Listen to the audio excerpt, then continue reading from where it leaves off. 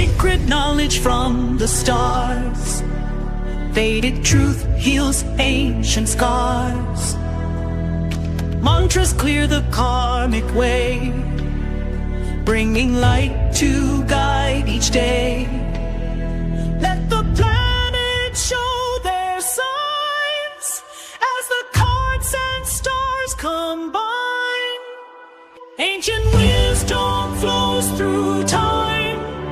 Cards reveal the grand design. Om Namah Shivaya divine. Let the cosmic rhythms align. Om Shanti Om.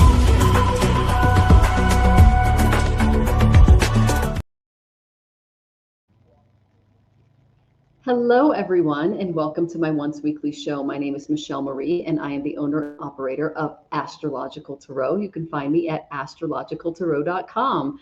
I am both a Vedic and Western astrologer, as well as a tarot and oracle card reader. And you can find all of my information again, astrologicaltarot.com.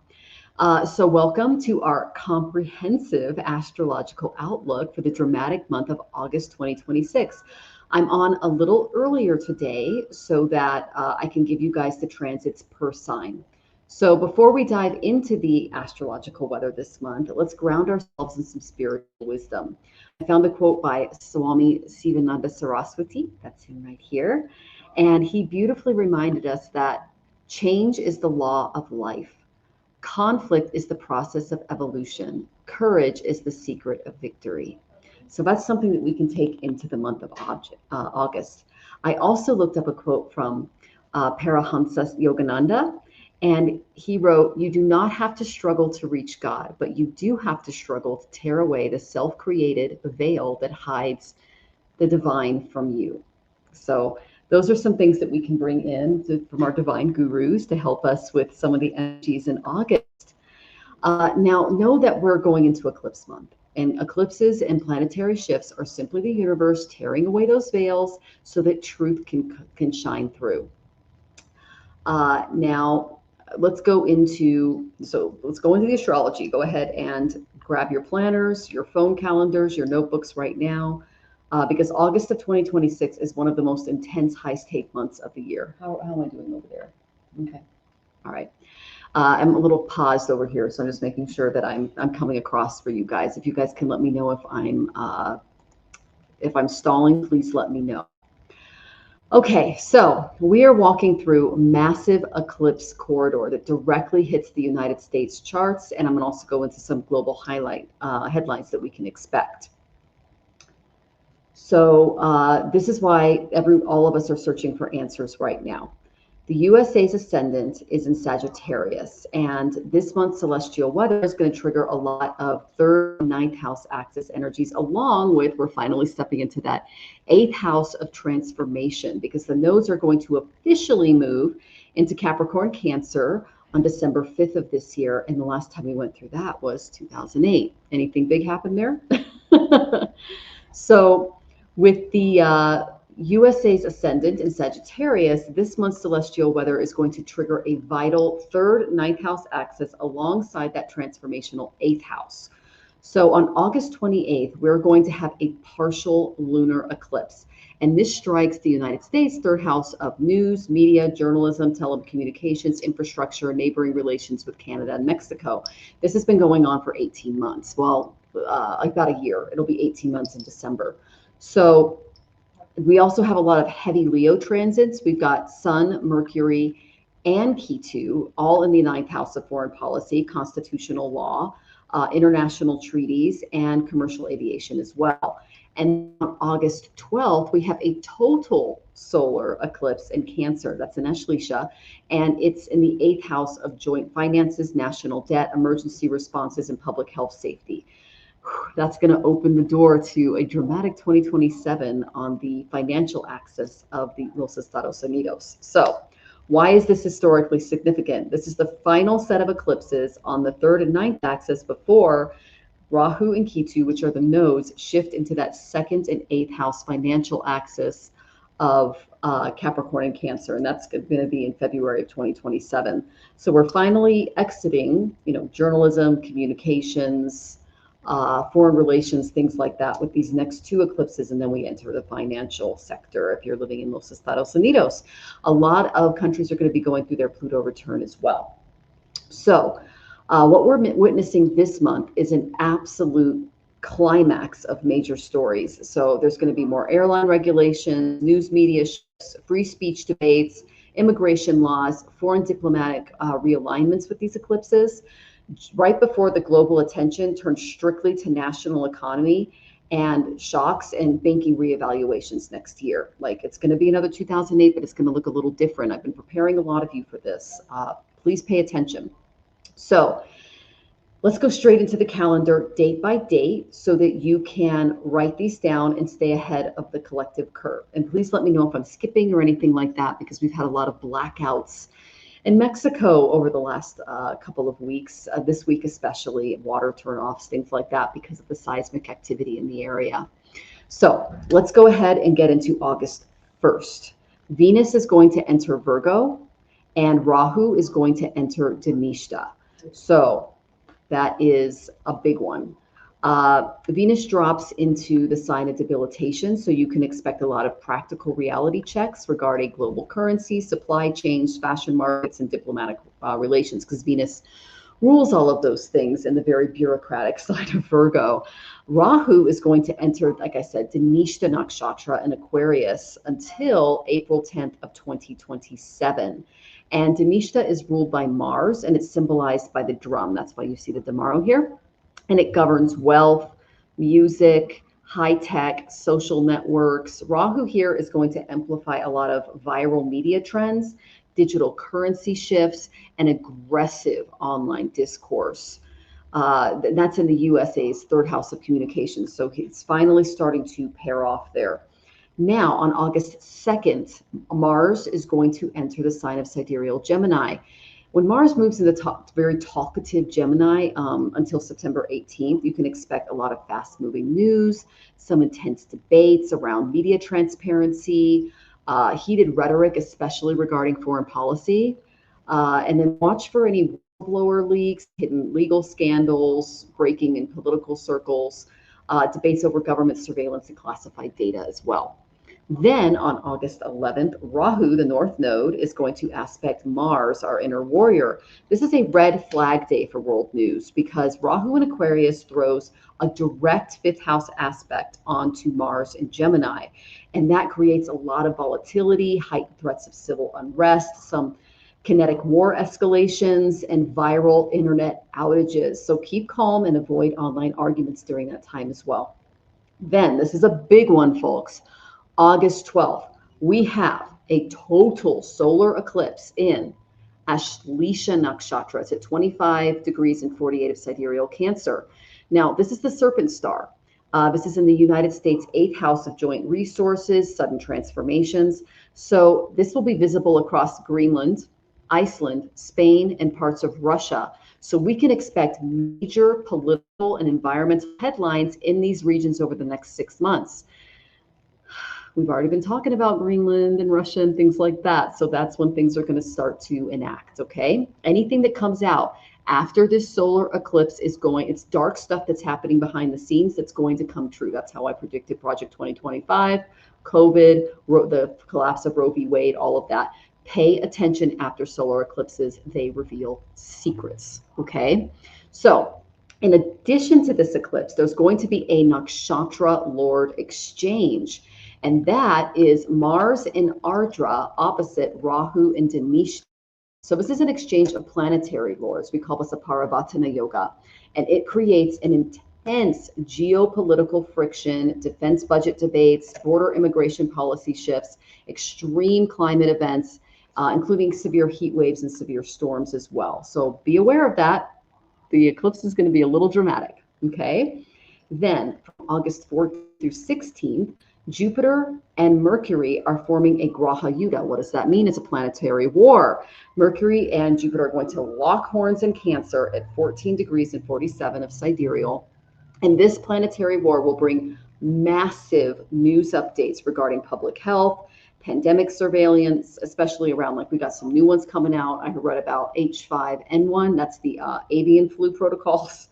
medical research, major judicial court readings regarding rulings regarding public health policy. We can expect a lot of these things to collapse in the United States because Ketu's moving through there and they're being dismantled after Doge canceled a lot of programs that prevented these things from happening. So then on August 15th, we have the start of a 16-week Shani fasting quarter. What does that mean? Shani means Saturn, and Saturn rules our karma. So starting on the 15th, you can fast every Saturday, 16 consecutive weeks through November 28th, and that can burn a ton of karmic debt from your past lives. You can stabilize your mental health during this time. You can invite long-term financial security into your life as well, especially before these eclipses hit that 2nd, 8th axis, okay? Then on August 17th, the sun is entering Leo, but he's going to go through a Gandanta first, okay? So what does that mean? The sun moves past a very sensitive water fire knot between Cancer and Leo, entering the United States 9th house of government and legal affairs. So we can expect sudden headlines around political leadership, foreign treaties, and some more solar heat waves. Okay.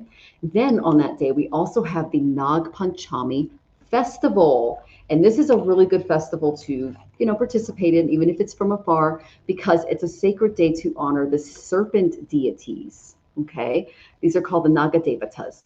And because this month's solar eclipse takes place in a snake-ruled nakshatra, Ashlesha, we can celebrate Nag Panchami to neutralize some of the negative Rahu Ketu afflictions, which represents the tail and the head of the snake. Then we have Jupiter, thank goodness, entering Ashlesha Nakshatra and helping us with some of this eclipse energy. He's going to leave Pushya and move into Ashlesha until October 31st. So we can rely on our wisdom being sharper. We can be more intuitive and tactical during that time. So watch for major breakthroughs in biotechnology and psychology as well. Then on August 21st, Venus is going to oppose Saturn retrograde. Now, debilitated Venus in Virgo faces off with Saturn retrograde in Pisces, and this aspect is going to push us to confront relationship realities and financial budgets. So avoid major luxury purchases or impulse contracts during that day and, in general, while Venus is in Virgo because it's debilitated, okay? Then from August 22nd to the 27th, we've got Mercury in a Leo Gandanta, and then we also have a Sun-Mercury Ketu conjunction.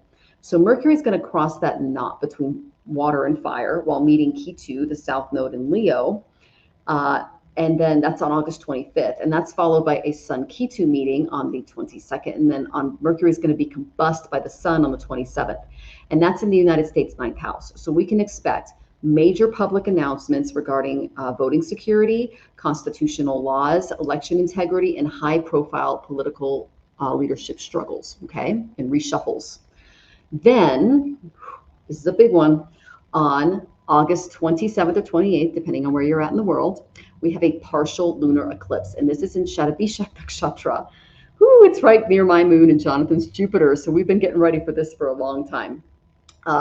So this is the second major eclipse. It's a partial lunar eclipse, and it is in Shatabhisha. It's the star of the 100 physicians, and it hits the United States 3rd house of news, media networks, travel, logistics. It will be visible in North and South America, Europe, and Africa. So those are the countries that are going to feel this the most. You can expect big updates regarding medical advancements, public health policies, internet and AI governance, media accountability, international travel regulations, because Shatabhisha uncovers hidden secrets, especially major media exposés. So we can expect that following the lunar eclipse. Then on August 31st, we have an exalted Jupiter aspecting Saturn retrograde. So the month will close off on a very powerful note. We have exalted Jupiter in Cancer, and that casts a protective aspect over the Saturn retrograde in Pisces at 19 and 27. And that divine grace will meet grounded discipline, and it will offer us a lot of structural hope after a very dramatic month. So here are some remedial measures that you can go into, because when the sky gets intense, Vedic astrology can give us remedies. We call these upayas to neutralize the planetary stress as it comes. So here are some global and personal remedies that you can carry into the month of August. Again, I mentioned fasting on Saturdays. That starts August 15th. It's a 16 consecutive week fast until the 28th. You can fast from sunrise to sunset on Saturdays, or just abstain from salt, grains, it burns a lot of heavy karmic debts, especially from past lives. It pleases Shani, Saturn, and it grants you a lot of mental endurance as well. Then you can do Nag Panchami. That is a festival regarding the divine serpents. This is it's a day that it honors the Naga Devatas. And because the solar eclipse, like I said, occurs in the nakshatra of Ashlesha, ruled by the Nagas, and Rahu and Ketu, which is a Naga, are active, we can celebrate Nag Panchami and provide a lot of immense protection against Rahu Ketu afflictions. So in India, they celebrate by offering milk and turmeric and flowers at a Shiva shrine, here's Shiva here, or a snake idol. You can chant the Sarpa Suktam, you can do Rahu or Ketu's mantras, and you can perform acts of charity or do any kind of environmental conservation because they like that. Okay, so I'm going to give you a few mantras for August. This is the biggest one. Jonathan and I do this at least 10 malas, 108 times, and this is called the Mrityunjaya mantra. It's for physical health, viral protection, mental peace. And again, say this during the eclipse. When we get a little closer, I'll give you exact times each week, but I'll go ahead and give that to you now. Om Triambakam Yajamahe Sugandhim Pushti Vardhanam Urva Rukamiva Vandanam Mrityor Rukshi Amamritat.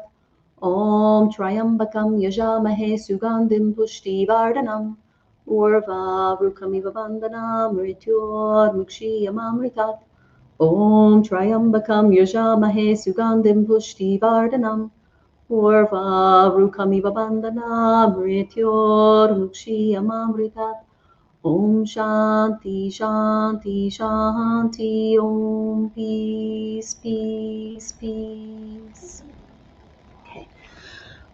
Another thing that you could do during the month of August is Shani Dev's mantra. That's Saturn's mantra, and I'll go ahead and give you his seed mantra, which is very powerful. Om Pram Prim Pram Sa Shani Shwaraya Namaha. And again, you can say that via a mala, best centered on Saturdays. And then we have Rahu's mantra. He's the north node for the solar eclipse. Om Brahm Brim Brahm Sa Rahuve Namaha. And that can bring clarity during the eclipse windows. And then the Ketu mantra, which is the south node. Om Shram Shrim Shram Sa Ketuve Namaha. And that is for spiritual detachment and protection. What these mantras do is they provide an astral shield against the negative eclipse energy. Don't look at them. Don't keep windows closed. Do your mantras during the eclipse and you should be okay. You're going to create a nice armor for yourself. Okay. So let's go into the August 2026 horoscope by rising and moon sign. If you're not sure what your rising or moon sign is, if you go to astrologicaltarot.com, I have a free calculator on my site.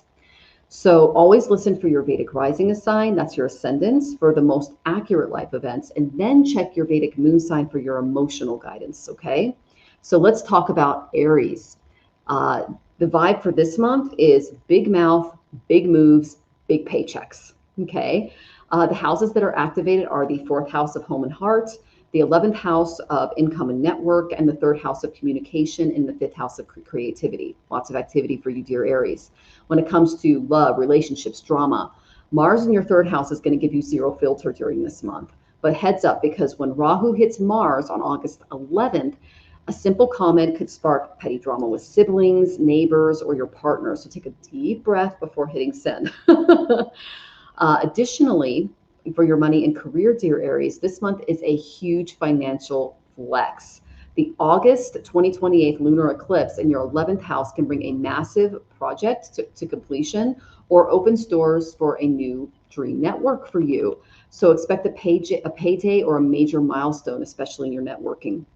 For your body and mind, dear Aries, the August 12th solar eclipse is going to hit your fourth house, bringing emotional stress to the surface. So protect your energy, guard your chest, your heart health, and don't let family tension ruin your peace. When it comes to the retrograde remedy, you can recite Hanuman Chalisa on Tuesdays to ground that fiery temper, or light a ghee lamp for Lord Shiva, which you could also do. Now let's get to Taurus risings and moons. Your vibe this month is career glow up, but hide your wallet. So the houses activated for you are the third house of courage and self-efforts, the 10th house of career and how you shine, the second house of finances and speech and food, and the fifth house of, romance and also, stocks, things like that. So when it comes to relationships, love, and drama, dear Taurus, Venus will be debilitated in your fifth house, staring down Saturn retrograde. The translation is there's going to be a reality check when it comes to love this month for you, dear Taurians. Stop making excuses for situationships that aren't producing any kind of real effort. Keep your conversations as grounded as possible. When it comes to your money and career, dear Taurus, you are stepping into the spotlight. The August 28th lunar eclipse in your 10th house is going to trigger major career pivots, promotions, viral public recognition, but just watch Mars in your second house because that can bring impulse shopping, and that's going to be very real this month. Now for your body and mind, dear Taurus, stress can settle in your neck, your shoulders, and your throat. Unclench your jaw. I have to do that all the time as a Taurus ascendant, and make sure to stretch. Okay. Now, a really good remedy that you can do is for Vishnu this month. And I'm going to go ahead and do this. You can donate white food items, rice, milk on Fridays, and you can chant Vishnu's mantra. And I'll give that to you now. Here he is. Om Namo Bhagavate Vasudevaya. Om Namo Bhagavate Vasudevaya. Om Namo Bhagavate Vasudevaya. Om Namo Bhagavate Vasudevaya. You can do that all day, any day, but it's best set on Fridays if you're looking for a specific day to do it. Now, Gemini risings and moons.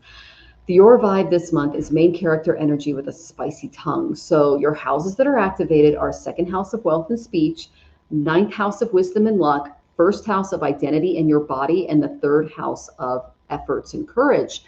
So when it comes to love, drama, relationships, with fiery Mars hitting that first house, your magnetic energy is going to be off the charts, but so is your temper. So watch out, especially around the planetary war mid-month, because that can bring out sharp words. It can burn some bridges, especially with family before you realize it. When it comes to your money and career, complete financial overhaul season for you. The August eclipses will force you to audit your wealth, restructure your budgets, and upgrade how you charge for your talent. When it comes to body and mind, dear Gemini, you are running super hot this month. So watch for inflammation, acid reflux, burnout. Drink more water than you normally do, touch grass, ground yourself. Now, the retrograde remedy is you can recite Vishnu's mantras. I just gave you one for Taurus, or you can chant Om Buddhaya Namaha on Wednesdays to keep your mind cool and calm, especially with Mars affecting you. Now, let's get into Cancer risings and moons. Your vibe is complete personal rebirth. Your houses activated are your first house of health, your 8th house of transformation, and your 12th house of rest, in your second house of value, savings, food, and speech. So when it comes to relationships and love and drama, the exalted Jupiter in your first house is going to give you a lot of divine protection. Yay. But the August 12th solar eclipse in your first house demands that you shed your old identity. And if you're a people pleaser in Cancer, what that can do is it can cause some authenticity to arise, especially in your communications. When it comes to money and career, dear Cancer, the Mercury-Jupiter war in your first house is going to force a big contract decision. And then the August 28th lunar eclipse, that occurs in your 8th house. And that can uncover unexpected money, tax settlements, or even joint investments.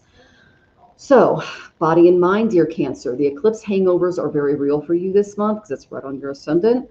So prioritize sleep. You can get a lymphatic drainage massage. Those are very helpful. and 0 extra commitments, especially around August 12th. Okay, just lay low that day. The retrograde remedy for you, dear Cancer, is offer water to the rising sun every morning, Surya Arga, and you can also chant Om Namah Shivaya. I gave that to you a little earlier.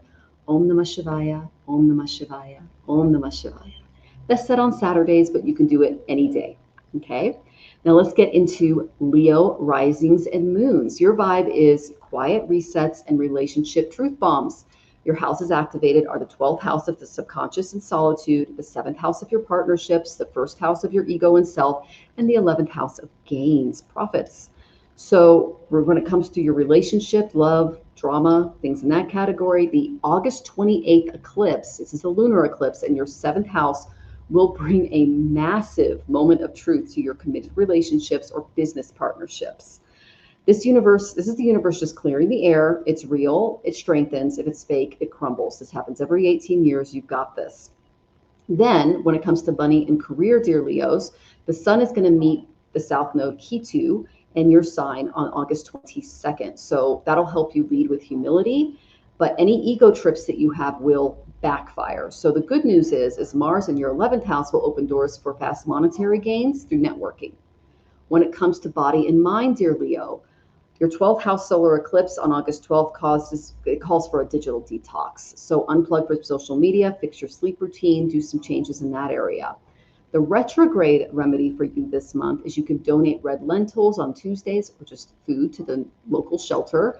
You can perform Surya Namaskars on Sunday mornings. Those are called sunrise exercises. I highly recommend them. All right, so Virgo risings and moons. Your vibe is your hustle mode is going to be activated, but drama is going to be deactivated. Yay. So the houses activated for you in August are the 11th house of dreams and income, the 6th house of work and health, the 1st house of self-worth, the 10th house of ambition. So when it comes to relationships and love, debilitated Venus in your 1st house facing Saturn retrograde means it's time to do a self-love makeover. Stop seeking validation from people who treat you like an option. Okay. When it comes to your money and career, Mars in your 10th house is going to put you in executive beast mode. This is excellent. The August 12th solar eclipse in your 11th house will shake up your social circles and redirect your long-term goals. And when it comes to your body and your mind, dear Virgo, great news, because the August 28th lunar eclipse in your 6th house is going to bring closure around any nagging health issues or bad daily habits. Now, your retrograde remedy for this month of August is you can feed birds or stray animals on Saturdays. You can chant Om Dram Drim Dram Sa Shukraya Namaha. Best said on Fridays 108 times via Amala. Now let's get to Libra risings and moons. Your vibe is stepping into the big professional stage in the month of August. So the houses activated are that 10th house of career and status, the 5th house of joy and creativity, the 12th house of secrets and solitude, and that 9th house of expansion, long distance travel. So when it comes to relationships and love, Venus in your 12th house is going to bring you a secret romantic side this month. So be honest about your feelings and don't retreat into spiritual isolation when your love gets real. When it comes to money and career, there is a massive career energy for you this month. The August 12th solar eclipse in your 10th house will completely rewire your career trajectory, promote potential or public titles, so get ready to lead. Then, for your body and mind, this is an overwork warning. Watch your lower back. Make sure to stretch it out for pain and exhaustion, and pacing yourself is very key to your long-term success. You can also, as a retrograde remedy, offer pink flowers to the Divine Mother and chant, and I'll go get a photo of her. Where is she? Oh, here she is. This is Lakshmi. Om Shri Mahalakshmiya Namaha. Om Shri Mahalakshmiya Namaha. Om Shri Mahalakshmiya Namaha. And you can do that for our Divine Mother on Fridays. Then we have Scorpio risings and moons. Your vibe this month of August is breaking boundaries and leveling up. So your houses that are activated are the 9th house of Dharma and travel, the 4th house of home and heart, the 8th house of shared assets, and the 10th house of authority. So when it comes to relationships and love, Mars in your 8th house can stir up intense passions, but keep your cool, especially when talking about shared finances, joint budgets with your partner. Don't turn money into a power struggle, okay? When it comes to money and career, Sun and Ketu in your 10th house can grant you sharp authority at work, but then the August 12th the August 12th eclipse will open huge doors for foreign travel, higher education, legal wins, and publishing deals if you're working on that. When it comes to your body and your mind, it's really important that you, the August 28th lunar eclipse is going to bring in a lot of emotional healing to your family root system because it's in your 4th house. And it's important that you ground your pelvic and your root chakra energy throughout the month, okay, whatever that means for you, however you ground. Then the retrograde remedy for you this month is you can chant Mars's mantra, Om Kram Krim Kram Sa Bomaya Namaha. And that's best done on Tuesdays. That's a very powerful protection mantra. And another one that Jonathan and I have been doing at night, I got you another one, is Om Krim Kalike Graha Dosha Vinashini Swaha. And that is for Goddess Kali, and that's best said at night if you feel like you need some extra armor. Now, Sagittarius, risings and moons. The vibe for you this month is unexpected payouts and relationship heat. The houses activated are 8th house of unearned wealth. That's usually in the form of some kind of inheritance, transformations, chronic illness. The 3rd house is your voice, your courage, your self-efforts. And then the 7th house of relationships and that 9th house of luck, gurus, long-distance travel. So when it comes to relationships and drama, Mars in your 7th house is going to bring major passion to your love life. Just watch out for Rahu's aspect on August 11th and don't start arguments just for the sake of winning, okay? When it comes to money and career, with exalted Jupiter in your 8th house, you can expect financial plot twists, income breakthroughs, especially with the 8th house eclipse shifts. When it comes to body and mind, dear Sagittarius, high 8th house energy requires a deep nervous system regulation for you. So you can practice breathwork, pranayama. I have a tutorial on my channel. Yoga, stress relief to keep your body grounded. I have a lot of courses for free via my YouTube channel on that. Now, the retrograde remedy is you can apply yellow sandalwood or to a turmeric tilak to your forehead daily if you're living in India and that's normal for you, or you can just chant this mantra, and this is best said on Thursdays. Om Brahm Brim Brahm Sa Brihaspataye Namaha. Om Gram Drim Gram Sa Brihaspataye Namaha. Okay. Now let's get to Capricorn risings and moons. Now your vibe this month is out with the old bonds, in with the new gains. Your houses activated are the 7th house of contracts and relationships, the 2nd house of wealth and savings, the 6th house of hustle, wealth, daily routines, and the 8th house of transformation. Major changes coming your way. Now, when it comes to relationships and love, there is a total relationship refresh for you during the month of August. The August 12th solar eclipse in your 7th house is going to wipe out any toxic relationship patterns, outdated business contracts, and bad energy in partnerships. So pay attention to any secrets coming out after that eclipse and clean house, okay? When it comes to money and career, Mars in your 6th will give you a drive to absolutely crush competition at work. The August 28th lunar eclipse in your 2nd house is going to reorganize your bank accounts and your saving goals for the better. When it comes to body and mind, this is a prime time for body transformation. So ditch those bad habits, upgrade your nutrition, and hit a new fitness stride if you're looking into that. The retrograde remedy for you, dear Capricorn, is you can fast on Saturdays starting August 15th. I talked about that earlier in the show. You can light a mustard oil lamp under a peepal tree or a Shiva shrine if you're in India. Now, so for Aquarius risings and moons, your vibe is your personal system reboot is this August, okay? The house is activated, the 6th house of daily health and routine, the 1st house of identity and body, the 5th house of joy, fun, children, and the 7th house of partnerships. So for love and relationships, Sun, Ketu, and Mercury in your 7th house call for compromise. So drop the pride, put down any of your defensive walls, and listen deeply to your partner. And that's a really good remedy you can do. Then another thing is for money and career. Rahu's going to enter your 1st house, and that is in Dhanishta Nakshatra. This is going to amplify your personal magnetism and ambition. The August 28th lunar eclipse in your sign is a personal system reboot. So time to step into the spotlight. For your body and mind, dear Aquarians, focus on your immune health, your nervous system care, daily wellness routines, especially around the August 12th eclipse. It's going to affect your 6th house. So that's a good time to detox and redo your daily routines and schedules. A really good remedy that you can do is for Rahu, and I'll give that to you now. Om Brahm Brim Brahm Sa Rahave Namaha. And that's best said on Saturdays. You can also perform Seva, which is selfless service, at local community services in your area.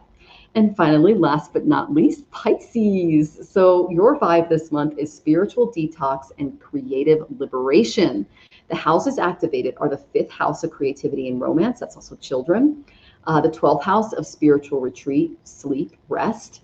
The 4th house of home and family, and the 6th house of daily work. So as far as love and relationships, Saturn retrograde in your sign is going to keep you grounded and mature. We call this Sadhisati if it's going over your moon. The August 12th 5th house solar eclipse is going to bring a dramatic shift to romantic interests, creative projects, issues in and around children. So just follow what genuinely excites your soul. When it comes to money and career, dear Pisces, stop playing small. Eclipses are going to urge you to align your career moves with long-term spiritual purpose rather than your short-term cash grabs. So long-term plans this month, okay? When it comes to body and mind, the August 28th lunar eclipse in your 12th house is going to call for a deep spiritual retreat, meditation, and high-quality, uninterrupted sleep. Now, a good retrograde remedy for you is you can chant, this is for Narayana, Om Namo Narayanaya, Om Namo Narayanaya, Om Namo Narayanaya, Om Namo Narayanaya. And if you want to do that on a specific day of the week, Wednesday's the best day, but you can do that all day, every day. Okay, so I went a little over, but it's now time to bring on our favorite guest. You know him, you love him. He brings creativity, joy. We know him as the beloved Cowbell, Gerald Schwab from Tarotstache. Welcome, Gerald. There he is. Hello, it's good to be here. Thank you for your patience, Gerald. Of course, what I was doing was I was working on tomorrow's back and forth with Jamie and Gerald, thinking, how can I have the snark and the seriousness and allow a bit of humor in? So we're working on it. You definitely bring it. Like, we love having Gerald's lively, joyful energy. Because I tend to be very serious, kind of analytical, and I'm like, we need more Cowbell. So just know that all of you, please check out Gerald's links in the description box below. You can just subscribe to @Tarotstache if you haven't already. There it is. Mm-hmm. And you can also schedule a reading. He has a wonderful Calendly link. Just go ahead and click on that. There it is. And just know that we're going to go into our live tarot and astrology. If you do know your rising or moon and you put it in as part of your question, I can add a little astrological punch to your question. Know that we get to tippers and super chats first. They get immediate top priority along with longer, more in-depth readings from both Gerald and myself. And then when it comes to the free readings during lightning round, once we complete all of our super chats, we'll move directly into that. And it's in the exact order received in the chat box. So you need to be here in the audience to get your question answered. Okay, so drop your rising sign along with your specific question. And don't be running off, people. No, don't be running off, because we won't answer your question unless you're here. If for those of you who don't know me, you better hydrate and make sure that you are not drinking something while we're being snarky, because I give very clear and direct readings. But sometimes they have a bit of snark undertone to them. They do. Not sometimes. They usually do, but trust me, I'll hold the space. And Gerald has an amazing show called Caffeinated and Unfiltered. It is full of the snark. So it's definitely something to check out. I'm still catching up on everyone's shows this month, because actually this week's predominantly, because we've had multiple blackouts and water outages after a string of earthquakes here in Mexico City. So it's like, I mean, I was able to shower and get my hair done last night. So I consider that a win. That is a win. But boy, those earthquakes shake things up, don't they? They definitely do. And I think it's because, you know, Mexico's ascendant's in Maga, and it's close to kind of the Ashlesha eclipse that we have coming up here. So it's going to be really interesting to see how the eclipses affect Mexico versus the United States. I like to look at country charts to see what they're going to do. Oh, well, of course. That's great. Yeah. Yeah. And, so let's say hi to some lovelies in the chat. Maria, welcome. I got your question. You are in the queue. Jonathan is here. Say hi to everyone, Jonathan. Hi, everybody. Hi, Jonathan. Jonathan says hi. Oh, my goodness. Rolina is here. Lovely to have you with us, Rolina. We hope you're doing well. Greetings from Berlin. I'm so glad you made the trip, Rachel. We got great cards for that. And I saw the photo of you and your uncle. I hope you're having a lot of fun. Nice. Mm-hmm. And then Michael B is here. Lovely to see you. And you're out with some friends. Enjoy, Rachel. That's great. Nice. Rolina, I'm getting your question in. And let's see. And Maria, don't worry. I got your question in, dear. Kiki about. Lovely to see you. Welcome to the chat. And then Lenore, yes, you can send in a question. Oh, I love your profile photo. And then let's see. The lovely Venus is here reminding everyone how the show works. Thank you, Miss Venus. All right. Manor, I got your question in, Manor. John Taylor, lovely to see you. Welcome, welcome. John. Yes, and Venus is just reminding everybody how the show works. Thank you, Miss Venus. Tippers, yep, you get priority. And then Rolina, okay, your question's in, no worries. And then, oh, thank you, Steve. You're filled with beautiful energy. How are you doing? Love your hair. Thank you. I'm so glad I was able to wash it. So it's the little things. Brian's here, Gerald. Yay. Good to see you, Brian. Brian, hello. And then let's see. We have, let's see. And then Tarotstache is saying hi to everyone. You guys go ahead and click on his handle right here to subscribe, please. Venus, I got your question in. And let's see. Steve's here. Hello and blessed week to everyone. Welcome, Steve. Good to see you. Everyone's saying hi to Gerald because we adore him. And then, oh, you have a correction to your question. I got that in, Venus. Okay. And then Judith is here. Lovely to see you. Good evening. And Exo Jean is here. Happy Monday to you as well. Moon Day. And Mama's loves the snark. Yes. Gerald's full of that wonderful. Gerald is full of that wonderful snark. Yep. And then, yes, Jean, I'll go ahead and get your question in. Some Patience is here. Welcome, Some Patience. Yeah. And then everyone's saying hi to Jonathan. And Judith, I'll get your question in. Viviani is here. Lovely to see you, Viviani. Hi, Viviani. Yeah. Oh my goodness. Okay, so welcome everybody. I really appreciate you all joining us today. Let's see. I'm going to get to questions here. All right. So making sure I didn't miss anybody. We don't have any tippers yet, but we'll just start to go in order until we get one. Mm-hmm. So the lovely Maria Scorpio is asking, I wonder what my uni, a female boss, is mad at me after our talk. Will she not be giving me more shifts at the part-time job? And same question there. Okay. Because you put it in twice. Got it. All right. So we're going to go ahead and get to your question, Miss Maria. Okay. And she's here. She just checked in. All right. So, well, we'll just look at the overall energy in and around you. Okay, dear, and see what's going on there. Open up this window a little bit, bring in some more light. There we go. Can you open up this a little bit more, sweetie? Thank you. I want you guys to see Mexico behind us. It's such a beautiful day today.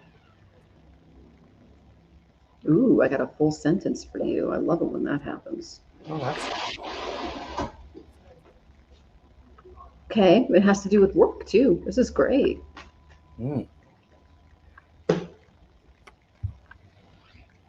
Okay. Well, I want to give this. Is this person mad at you? Mad is not the right choice. There's a lot of energy that is being discussed, and in the healthcare industry. Oh well, okay. And part of it is there's a lot of fast and furious things coming, and both of you are trying to manage those and to deal with those, and to take the time that you want to take in order to have them be more meaningful isn't necessarily always going to work, because everything is just so quick. What I do have is, I don't know, is your boss, have they been doing it for a while? Because I'm curious if they're trying to, if everything has changed so much. I think she felt irritated. Okay, everything is because a bit commenting on things that should be changed, and I'm new there. Well, and that's fine. The problem is for her is she's got so much energy. I mean, not for her, but there's so much energy going on around, and you just started there. You're new, and they want to bring you up to speed as quickly as possible, and they don't have time to do anything else. They want to get you up to speed, and they want to do it properly. However, they're not going to be able to. They can't fix these things that you're bringing up because there's no time, and they just want to get you trained. But so you may have to be willing to let some things go. I think she doesn't like a younger lady to tell her what to do. Well, that perhaps. And I think there's always a good thing. Part of it is you have to. A good opportunity for you is to show that you are on the same side as she is. You have the same desired outcome. Start with what you see needs to happen, and then talk about things from that perspective. So that's what I have for you, Maria Scorpio. Okay, Maria Scorpio. I got a Mercury and Capricorn 9th house for you on the karma cards, and if you read them across, it gives you the message. So I didn't do this on purpose, so I love it when that happens. It's analyze the day-to-day reality of your job and the philosophies and laws in the job. So really pay attention to protocol. Use the most business-like way to analyze the situation in and around work. Get your emotions out of it. That's the main thing. Think like a Capricorn. Think like a business person. Communicate your goals. And try to, like Gerald said, match the goals of your it sounds like she's helping you out. She's much older. That's why she doesn't like me. You know, this is what they're saying regarding that. One, get your emotions out of it.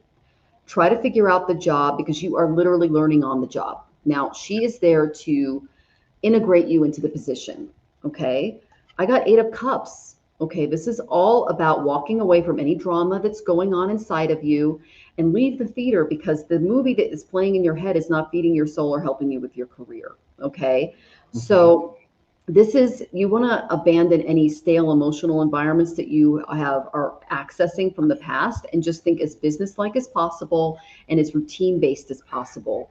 Because what this does is it's not going to cause any initial struggles. You are building the foundation of your new job right now.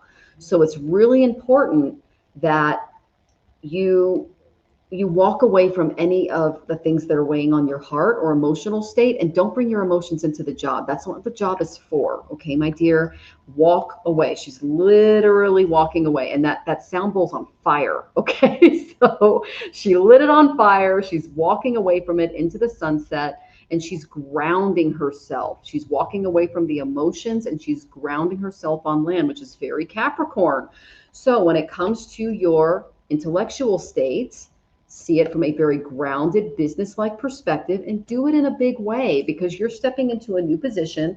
This person's been here longer than you. It doesn't have to do with age. It has to do with experience. Okay, you're brand new. She's here to help initiate you into the process. Okay. But is she mad? No, walk away. Like, if she is, then that's not your business. Okay, you're there to do a job. As an Aquarian moon, one thing that I do, and I've been told I do well in a corporate environment, is I don't get involved in drama. I don't feed into gossip. I mean, emotions are important, but they'd have no place when it comes to a project or a goal when there's a deadline coming up. You don't want to get your personal scruples with another person involved, because what that does is it causes delays, it causes discord, and then the project or goal doesn't get fulfilled. So think about this in the most business-like, detached way possible, and get your emotions out of it. This is about you detaching, not her, because you are the one who is stepping into this new role. Okay? Again, walk away from the emotional aspect and just focus on the job. It doesn't matter what she thinks about you on an emotional front, because you're there to do work. And okay? if you do your job, then she may not like you, but by God, you're doing your job. Yeah. And that's good. Did you say you got the 8 of Cups? I did. I also had the 8 of Cups pulled. So this is definitely, you need to leave. Who cares if she's mad at you? Are you still doing your job? Yeah. If you're doing your job, that's what's most important. Yes. Gerald, love that. Yeah, I do too. Okay. I love that we got the same card. That's so great. Okay. So the lovely Barbara is here. Welcome, Barbara. And she did tips. So you are next. And let's see. And you said, thank you for the birthday wishes. I appreciate that, Barbara.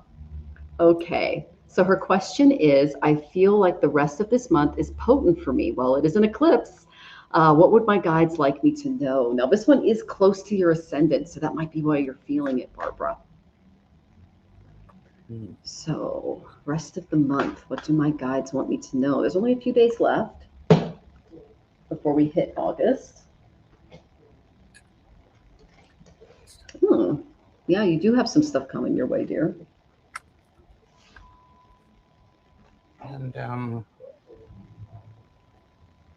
And you're welcome, Maria.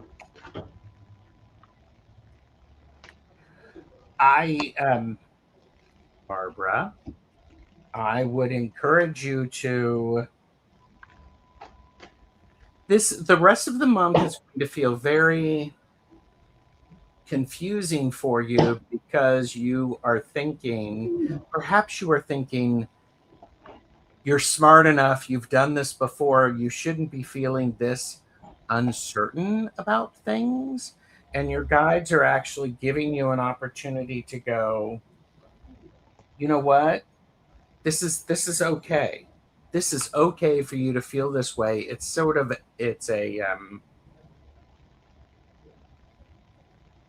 I have 2 5s in this reading. 5s are about a core conflict, core challenge, and in what you're thinking and what you're doing. I also have it in Pentacles, so it's the resources, it's the surroundings, your environment, money. And I would say one of the key things that is telling me about this is, if in particular with this card, you may be missing the opportunity. Take the opportunity for the last days of this month for you to find out where you might find a little bit of inspiration to get you through the last few days. This is the Ace of Rods, Ace of Wands, and gratitude. I know it's easy, it's easy to say, oh, just be grateful for what you got. Well, it's that complicated and it's that simple. Be aware of what you have and the things that fulfill you emotionally. What are the things that you like? I just heard this idea of make a playlist or pull out your favorite music, a CD, and have it be your soundtrack through Saturday. Something that's going to raise and elevate your focus, and see how that works.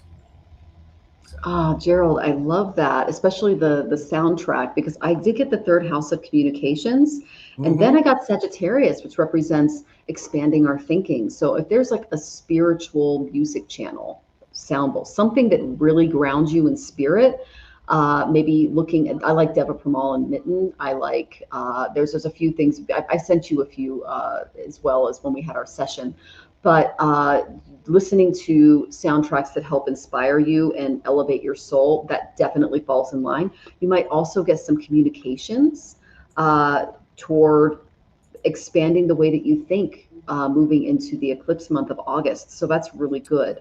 Now, I love that you got the Ace of Wands, because that represents maybe something new coming your way. And I love that you also got the Five of Pentacles, because I've been getting Queen of Pentacles reversed for Barbara a lot lately. So paying attention to your finances is going to be a big thing. Additionally, I got the Eight of Swords, but it came up when it came up, it was like there's something that needs to happen regarding your overall perspective on things. Okay, you might face a little bit of worry, denial.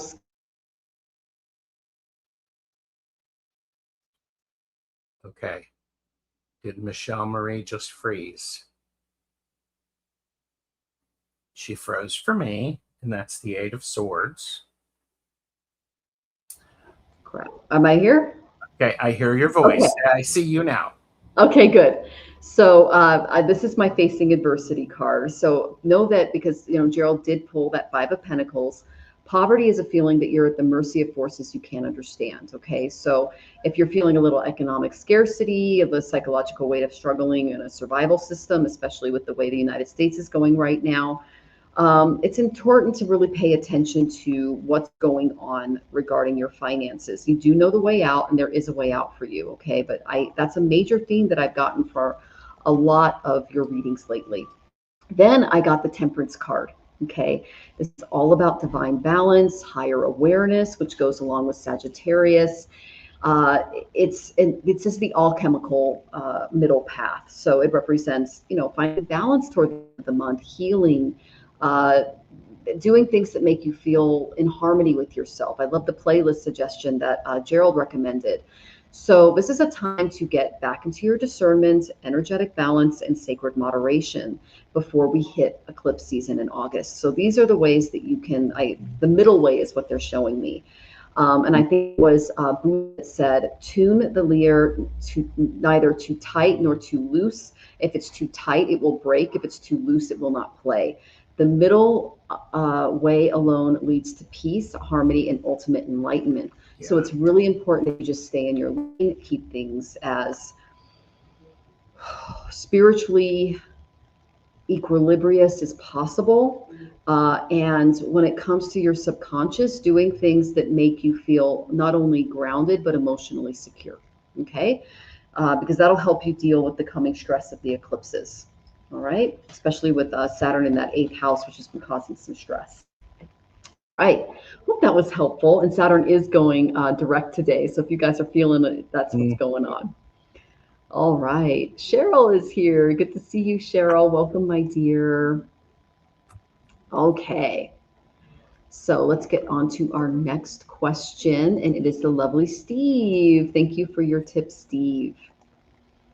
All this work I've finally been blessed with this summer. Now I'm thinking next year about taking a trip. So my question is it a good time to take one? Well, you're always welcome to schedule a reading, and I can determine the best dates and times to do that. Again, it really does depend on the planetary shift and what's going on for you that day.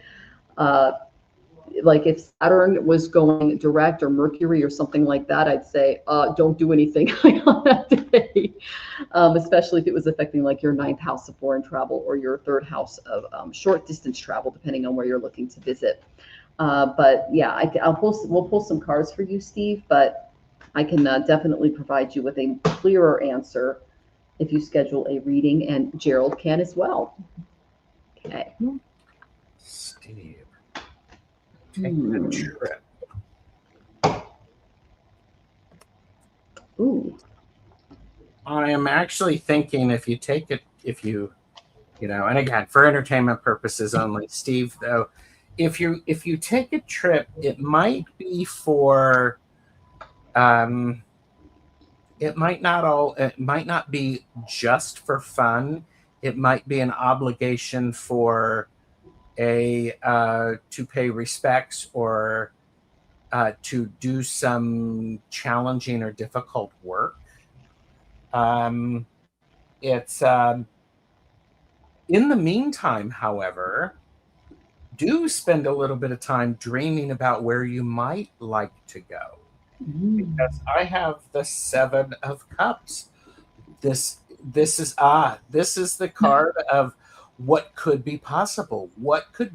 Where would be a fun place to go? That being said, this is back when there were physical travel guides, things that you could send away. This would be, I would say, go to AAA and see what suggestions they have for trips. It could be a lot of fun. Money is actually, you're going to be okay with money. Overall, I have the 4 of Pentacles because if you're going to be planning something, you're smart enough and intelligent enough to budget appropriately, and that includes budgeting savings. I do know where I'd love to go again. That's Hong Kong. Okay. The other thing is that supports that is you actually your work may be picking up a little bit more. Mm-hmm. This could be a really fascinating time for you. And work could be so good that, that's an interesting thought. Work might send you somewhere where you could extend it for a week or 2. Mm-hmm. So thinking about that, I'm curious to see what Michelle Marie has for you.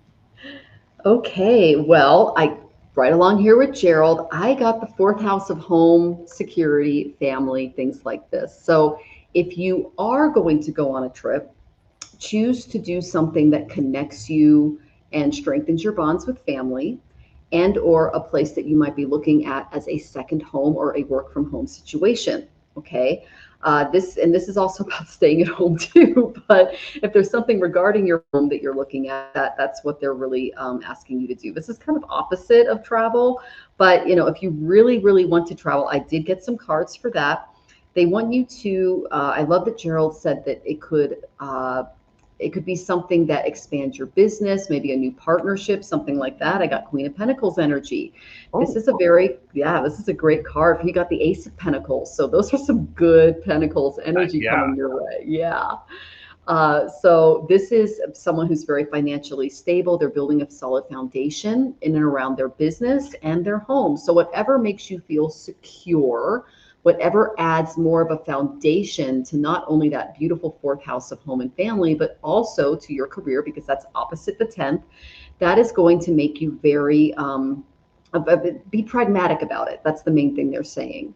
So when it comes to your physical comfort, that's going to take precedence, especially because they're showing me that you're doing a lot of work. Okay. Now I also got the 7 of Cups. Okay. It came up reversed, but the reason for that is because Gerald mentions that it's important that you review all of your options. And this card tells me to wait for clarity. Okay. Use your discernment before choosing it, because the most important kind of freedom is to, be who you really are, set the foundation for yourself. it's important that you look through the illusions that are in all of the options that are coming your way and choose the place that is going to create the strongest foundation for you moving forward. Like, here's an example.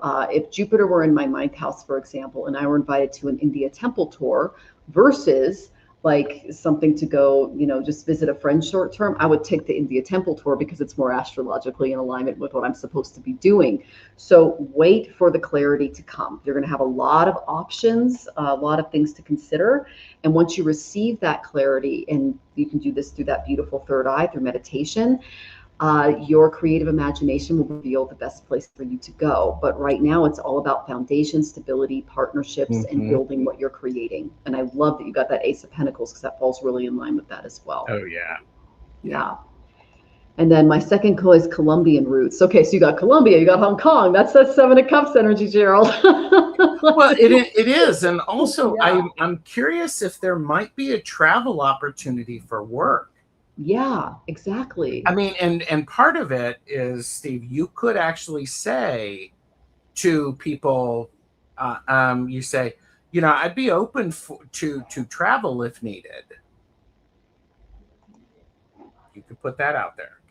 Yeah, I love that. And if there's a woman in your life with a really strong foundation, I did get that Queen of Pentacles, maybe talk to them. It could be a new business contract, something like that. You also mentioned wanting to get into a relationship. If you can combine everything you're doing foundationally with that, that would kind of fit in line with everything going on in your life right now, because you are a busy guy. Okay. Yeah. So let's go ahead and go in order of receive. We're going to go through lightning rounds. We have the lovely Rolina. Rolina is asking, can I know what my life partner will be like? When will I meet him? And thank you. And then Manor asks, I want to ask, how does Maz feel since I broke up with him and blocked him everywhere? It's been 3 weeks. Well, who cares? You blocked him. That's just me. That's my Aquarian vibe. Which one would you like to take, Gerald? Rolina or Manor? By the way, you guys have to check in too. Yeah. Do you want me to do that one? Manor or Rolina? You're welcome, Steve. He says, awesome. Thank you. We're going to wait till they check in. Let's do that first. Rolina, are you here? Manor, are you here? I know Venus is here and Jean is here, but are you guys here? Because you have to be in the chat to get your questions answered, okay? That's how it works. Cowbell. Are you here? While we wait for them to come in, again, our handles are right here. Please subscribe to Tarotstache. Our links are in the description. You can see what we're up to. Jean is here. Thank you, Jean. All right, we're going to move on, guys. We're going to go to Jean and Venus, unless you check in. All right, it's Jean and Venus. Here we go. So Venus's question is, I'm feeling pulled to move out of my childhood home. Oh, my goodness. Fresh start. It's new energy. May I have a message from my guides or ancestors? And then Jean's is, may I ask what's coming toward me in love in August? Which one would you like, Gerald? I'll take the Jeans, if that's okay. You'll take Jean? Okay. I'll take Venus. I'll go to the corrected question there. Okay. Divine Timing's here. Lovely to see you. Oh, is my necklace turquoise? It's actually fire opal. So, and I have the earrings too. It was a gift from Jonathan from the tribe.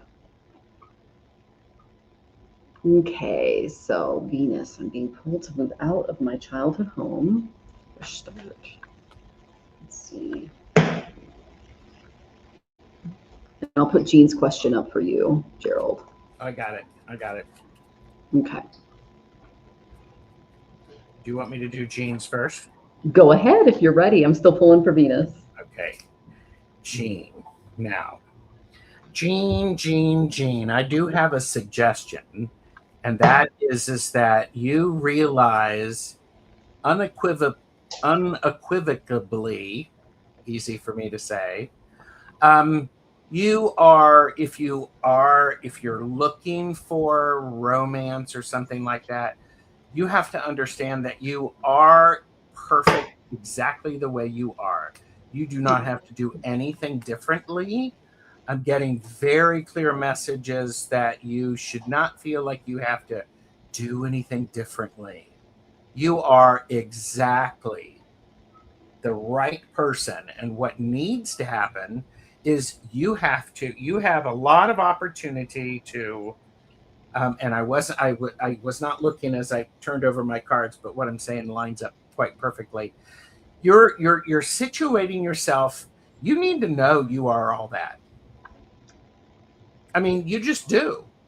And part of that is you don't have to go out and announce it. I am all that. You have to believe it, and that has to be packaged in the way you walk, the way you look at yourself, the way you talk to yourself, the way you say hello to other people, and the energy you allow to spend time near you. Choose your friends carefully. This is the Three of Cups. You might meet somebody in August through a group of friends. If you get invited to a party, go to have a good time. Don't go to find your next, lifelong partner. Just go to have a good time and to be who you are. I would definitely play with the idea of what love is for you and what it would be like to have all of those emotions and, transition from, you are a good person, yes. Transition from the old way of thinking that, translate away from the fact that you have this ability to, you're moving, you're growing, you're expanding. That's what's most important. Now, may I actually pull one of these cards for you? Emotions aren't my strong suit. It's true. Well, you know what? Here's the thing. Your emotions don't have to be your strong suit. You have to be your strong suit.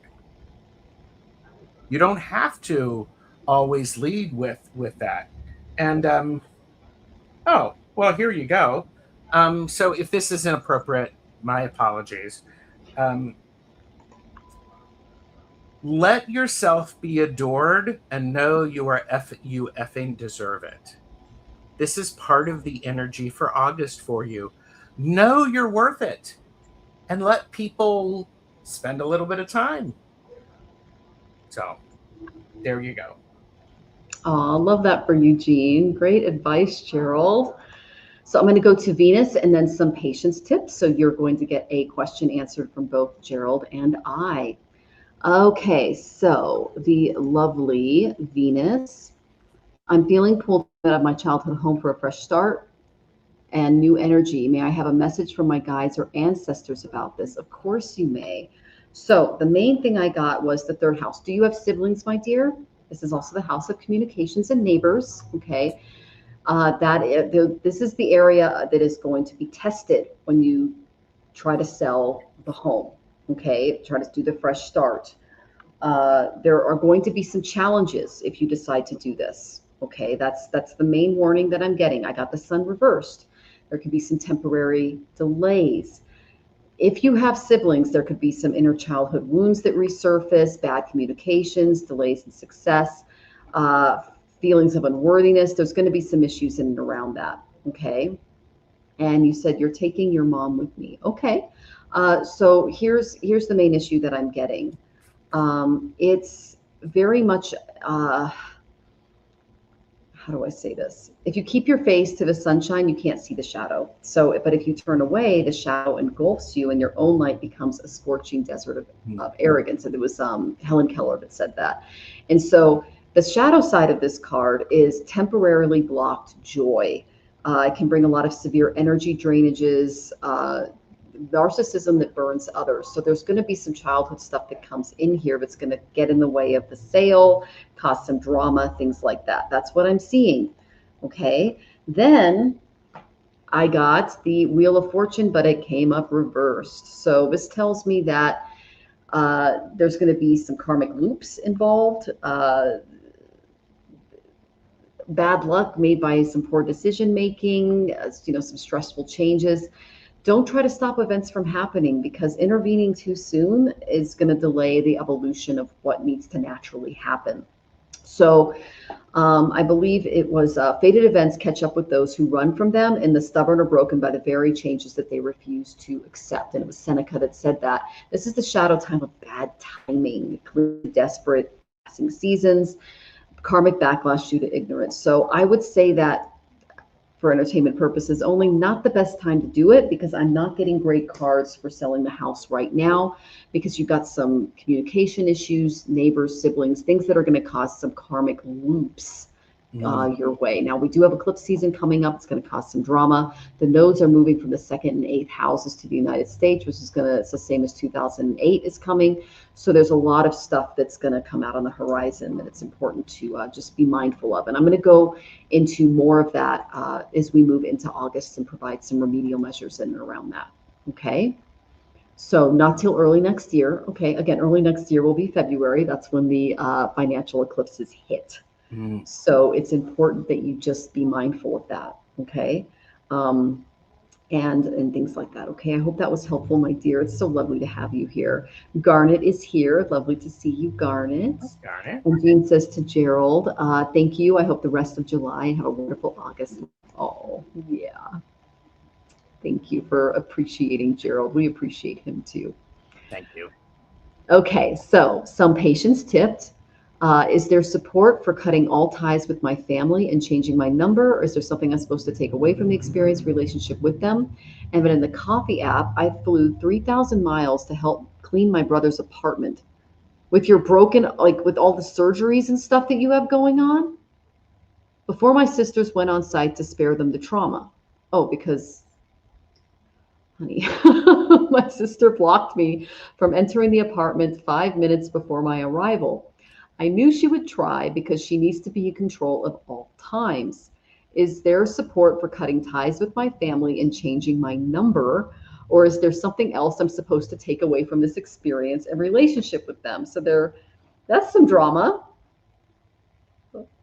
Okay, let's pull some cards on that, Gerald. Woo! I need a sip. Woo! Yeah, I'm like going, ooh, kids. Mm-hmm. Oh, how dare you help some patients. Oh my goodness, the drama. We can expect a lot more of that coming our way, guys, with these eclipses. So just take a breath. It's going to be okay. Oh, Gerald, I got some great cards.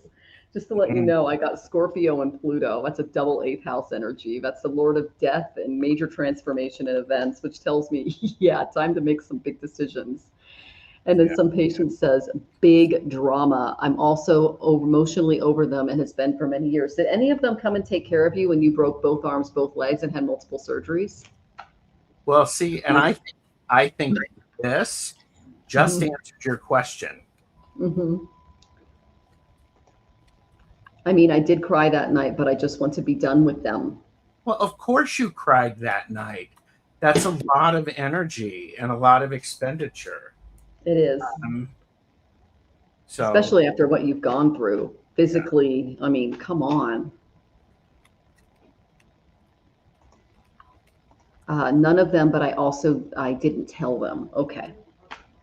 You didn't tell them you were coming? Is that what you're saying, some patients? Or she didn't tell them about the surgeries. Oh, gotcha. Okay. All right. This is, as always, for entertainment purposes only. So is it time for you to cut ties? I got a yes with the Justice card. And so very much this feels, all of the energy that I've read and what you've typed into the chat says you're ready to do it. You're just waiting for a permission slip. I would check your mail. You may have missed the permission slip that showed up about 6 months ago. So some patient says, I didn't tell them I fell for my energies, and I didn't tell them I was coming. So we both picked up on that, Gerald. And then yes, for entertainment purposes only. Haha. Okay. But so it's really important for you. You know, you're seeking justification Karma is great fun, especially when we remember it is a balancing for behavior. Balance is karma is neither good nor bad. It just is. And I'm also thinking what may be helpful for you, some patients, is for you to, that's an interesting view. Yeah, you can block them and do all of that and change your number. It's a huge pain in the ass if you want, excuse me. It is a huge pain if you want to change your number. Then you have to let everybody else know. Including your banking. Yeah. Yeah. I mean, part of me says, just stop paying attention to them. Do not give your energy to them. Because I got the Sun and the Six of Swords. You're going to be knocking down small things every day that's going to help you get enlightenment. And part of it is you need time. You need the Hermit with the Four of Pentacles. You need time. You need quiet time for you to find your balance again. Yeah, you want to do this really quickly because it does feel very much like let's rip the Band-Aid off.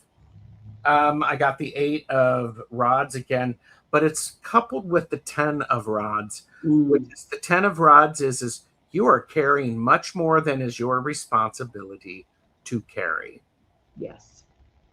And yeah, you're getting much better at boundaries and owning your talents and skills. The thing is if you're still carrying all of those rods that aren't yours to carry, you're not putting them down. When I see the 10 of Rods, I say, put everything down, press the pause button, take a nap, and then in the morning, after you hit the snooze button a couple of times and you get up, then go look at the rods and you go, you know what? That's not mine. You can care, but do not carry. You can care, but do not carry that which is not yours. So. All right. Similar cards. First thing I got was Pluto and Scorpio. This is power struggles. What Pluto does is he is the brother of Saturn, the karmic teacher. He is the one who goes to Chitragupta, the keeper of the Akashic records, and says, hey, what do they need to work on in their next birth? And then we have to go through those really life or death trials in the next birth to really learn our lessons. When they get this in Scorpio, it's time to literally get out the excavator, clean out the skeletons, and move on. Okay, so this is major, major transformation for you. You are a people pleaser, a family pleaser, a doer. Like Gerald said, you got that 10 of Wands energy. You take on what's not yours. Their burdens are their burdens. Stop. You just broke both arms and legs and had multiple surgeries. You didn't even think to tell them. You know why? Because you didn't get the support before. Time to move on. Now, I love that Gerald gave you some of the closure cards that you needed. This is your next step. I got 2 of Wands. This is all about visionary expansion. Okay. This is a card of courage, vision, expansion, and ambition. You can see she's looking out the window. She's got a little bug here, like a Volkswagen bus, and then she's got a world and a plan. Okay. She's looking outside to expand her horizons in a way that motivates her soul, the visionary that's inside of her. I think it was John F. Kennedy that said, we chose to go to the moon in this decade and do other things, not because they're easy, but because they're hard. This is going to be difficult, but it's time for you to start your own journey. Yeah. It's time for you to start taking actions for yourself, because what that's going to do is open up a lot more doors for you, especially when it comes to micro farming and things like that, which I know that you are very interested in, especially with this new house. Once you do that and you focus on your sacred sanctuary, I got 4 of Wands. Okay. Oh. Yeah, there you go, Gerald, and got that too. Okay. So this is all about harmony, building a foundation for yourself, really seeking stability in your own life, and stop carrying around the burdens of others. Because if you create a homecoming for yourself, you can then make that space into a a place of appreciation. I think this is actually from The Godfather. It was Don Vito Corleone, he was the kind of the foundational baseline of the family. And he says, a man who doesn't spend time with his family can never be a real man. They didn't even let you in the house. These are people where money is thicker than blood. Stay away from them. They are toxic. Okay. I come from that. They're not good people. They will continue to alienate you because you think with your heart and with your familial obligation, rather from a place of, I'm going to get mine first, which is kind of the energy I got when I saw them blocking the house. It's like, she's after my stuff. I mean, that's what I got. It was like, whoa, okay, money thicker than blood. Got it. So even the mob knows that if you don't have a tight community, even in crime syndicates, loyalty is celebrated. So this goes against their own value and worth. Even criminals understand that blood is important, okay? So if there's instability, a lack of belonging going on, I got Pluto Scorpio, walk away. If they don't act like family and they care more about stuff and their own material objectives, walk away from people like that, because you can't trust them at the end of the day, because their heart is in the material and not in the spiritual. They're out of balance. Okay. So I think if you step into that, you'll be much, much happier. Okay. And then you'll go back and listen. You lost audio. Okay. Yes. Family of happy home card. That'll be a first. Yes. Yes. They're malicious and vicious. Okay. People that are like that are insecure. They're scared of death, because that's really what materialism comes from. That's why people surround themselves with stuff over people and relationships. They put like I said, the money over blood, over obligation, because they're scared of death. And it just shows that they still have to step into some maturity there. Okay. You can jump in, Susan. Welcome, my dear. And then some patient says, done. I got a new phone this afternoon. They will not get the number. Well, again, make sure that your new number with the 2-factor authentication and everything else is good. I mean, if they're that toxic, then yeah, get yourself a new number. But you could also block them. You can block numbers on your phone, and they can't even get through. So you don't have to change your number. There's like ways that you can work around that. Okay. All right. Welcome, Lynn Hariyama. Good to see you. All right. And then everyone's talking about their gardens. I love that. All right. So Venus, Mr. Gerald, would like you to answer her question too. And she tipped. So I'm feeling pulled to move out of my childhood home for a fresh start and new energy. May I have a message from my guides or ancestors? So she wants you to answer that as well. Okay. No, I'm not going to.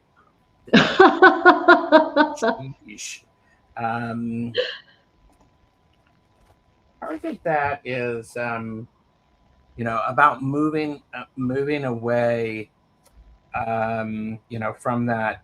It's an interesting energy shift, because if you do it as a honoring and using that to help propel you forward, is different than the selling it off and running away from it.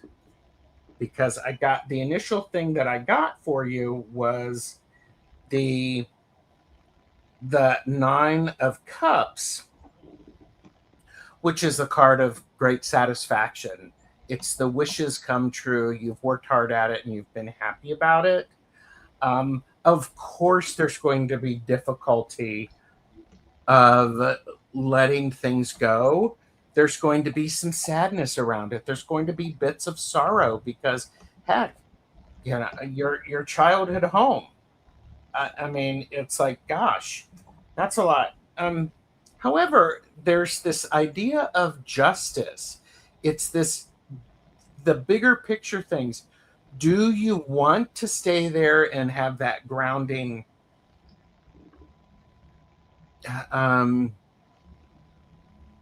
There's an opportunity to where staying there can feel very liberating and empowering. I feel this house is holding me back. Well, okay.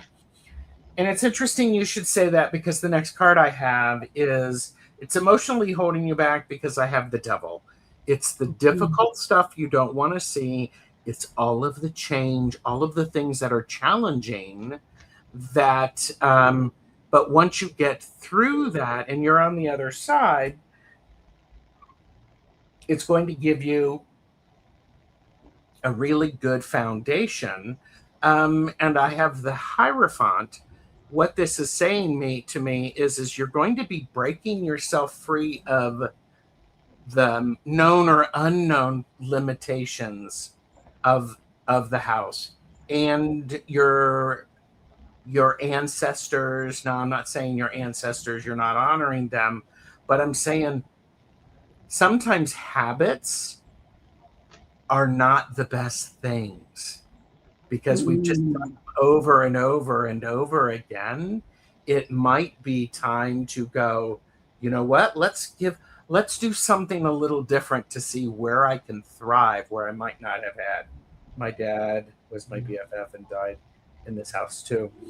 I mean, there's a lot of emotion around that. And I would be very curious to see what it would be like for you to think about leaving the house in a new and exciting way. It's like moving away to college, moving for a job. Ooh, what's going to happen? No. I love that you got the devil, you got the betrayal card. I feel like there's going to be some outside stuff that's going to come in and cause some issues. Could be. Because that's kind of the energy that I got as well. It's, these are people that see the material above the spiritual, and eclipses can do that, which is where they're coming in August. Mm-hmm. You said, and I'm thinking of beginning of next year. That's when the second round of eclipses come. Oh, yeah. And again, the second round of eclipses are 2008 energy. It happens every 18 years, guys. So we can expect some major shifts going on then. I've been trying to prepare you all for that for the last year or two. So just be aware. And then she said she passed my sister, the one who would have. Okay. I'm not sure what that means, but okay. All right. So let's get on to our next two questions. And we have Miss Susan who tipped. Thank you, Miss Susan. And Susan's question is, thanks, everything is going so fast these days. I think the plan is on hold for the 501c3 Research Foundation until I get the church website fully up and the books written. The books or audio version is recorded, and I'm wanting to know if this sounds like the best plan. Any advice coming from either of y'all would be most welcome. I'm bringing this into being. Sure appreciate y'all. Thank you. Oh, you're so welcome. So you're looking at the best plan and any advice given the website, audio version of a book that you're coming out with. Okay, so we're just going to get some energy in and around this. Okay. All right. So let me put back up for you. Sorry, Gerald. It's okay.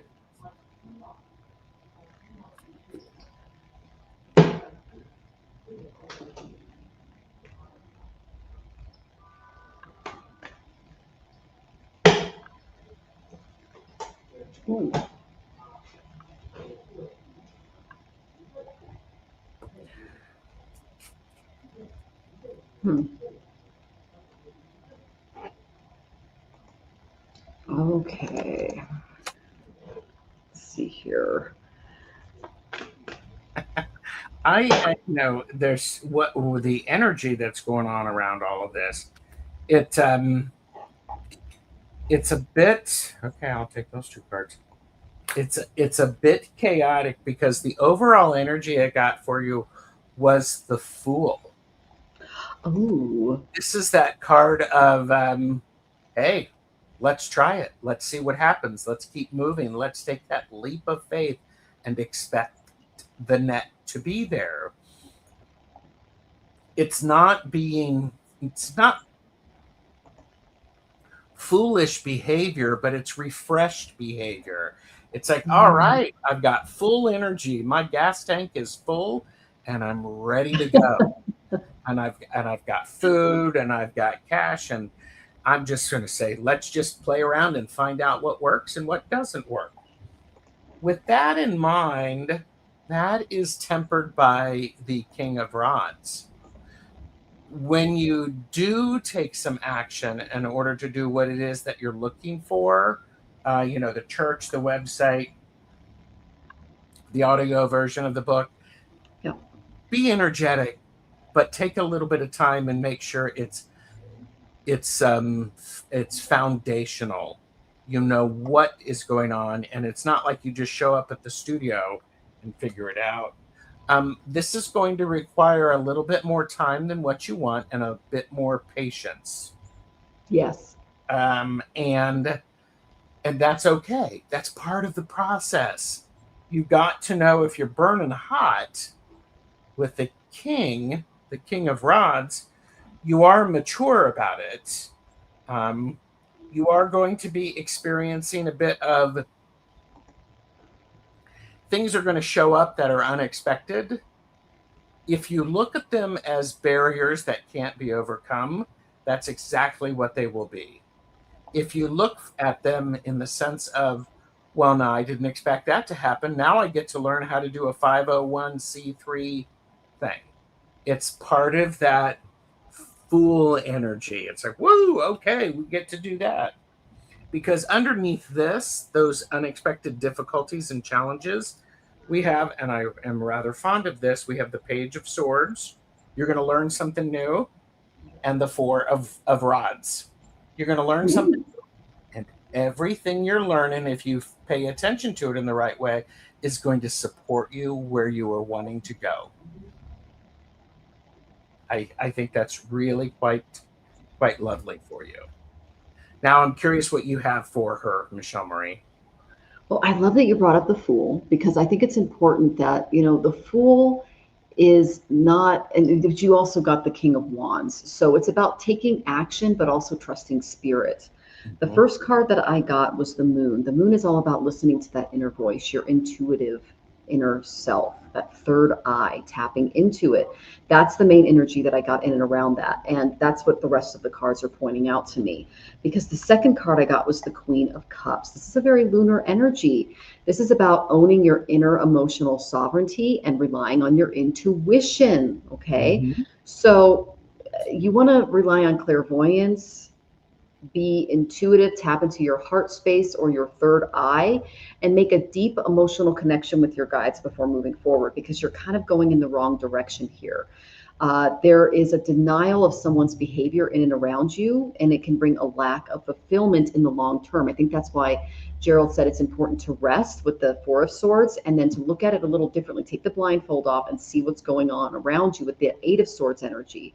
So that when I get this card, it's kind of like a smothering martyr kind of card. I've always been a victim of my own intense feelings, is something that Joan Crawford said. And this is the shadow of the Queen. It's codependency. It's emotional issues by having manipulative people in and around you that are playing professional victims or martyrs. So it's important that you step away from this energy and really rely on your intuition moving forward, because this is someone who's standing in the way of your vision. And I think that taking rest will open up that third eye, because it's important that you really rely on this moving forward, because this is a soul-based project. Yeah. Now, for that energy, I did get the Three of Swords reversed. There's going to be some kind of betrayal that you're going to need to heal from. There isn't an insight. You're going to free those emotions to a new perspective, but it's important that you don't carry those wounds into your decision making and sabotage what you're trying to do with the organization, with the book, with everything else, the website. So it was Nikola Tesla who said, the scientists of today think deeply instead of clearly. One must be sane to think clearly, but one can think deeply and be quite sane. And I think that's that intuitive sense that they're asking you to step into. So this is the shadow mind of a brilliant mind or idea that's trapped in perpetual isolation with that Eight of Swords energy that Gerald picked up on. And if you're unable to heal from this betrayal, it's going to get in the way of your vision. Okay, so I did go, because I got that pierced heart energy from the Three of Swords. I went ahead and went to my Mahabharata oracle, and I asked for a little extra. And guess what I got? I got intuition, and look what's behind him, the moon. So this is Sanjaya, and when he appears, unseen truths will reveal themselves. Like I said, after September 25th of this year, you are going to go through about a 3.5-year trial, okay, with your partnership. So it's really important that you really step into the gift of perception beyond your physical sight, and you bridge those worlds. If you translate divine awareness into understanding, your intuition to serve others through this organization will come out of clarity and out of truth. Okay, so this card, it signals inner perception, trusting those subtle impressions, those synchronicities. But if you're too tired, you can't see them. So it's important to rest. It's important to recalibrate, especially emotionally, do a little bit of shadow work, wound work on the emotional level. And once you do that, your mind-body awareness will deepen. Meditation will enhance your clarity and balance when it comes to working on the website, book, everything else. And what this tells me is the answers that you need are already within you, but you've been like so pedal to the metal. They're showing me you're working, you're doing. You haven't really taken any time out. And that's what Gerald picked up on. And what happens when you do that is you can't tap into that divine intuition and really set a solid foundation for your organization. Okay. Jonathan's been humming and hawing. So I'm gonna turn it over to him, because when he starts making noise over here, it means that he has something to say. You want to step over? Okay, there we go. You got a third party here. Hi, Susan. I'll start with, I'm not a lawyer and I don't play one on TV. But you did work for a law office for over a decade as a paralegal and yes, a backdrop catcher, bam, here it comes. So what I want to, my advice, and this is just an opinion, is you want to protect this original material under a legal framework before you start creating it. It's like you need a shed for the plants before you start putting in the little seedlings. If you leave them out in the yard, all the neighborhood pets are going to come over and tear them all apart. So I'm just saying, I would advise anybody, and I've done this myself, you want to set up the legal organization for the 501c3 or whatever it is that you're going to do that, and then develop all of these materials under that legal umbrella. Because if you develop them outside of that, someone can say, oh no, I had that first. I just, it was, you had some stuff on the internet, but I had that first.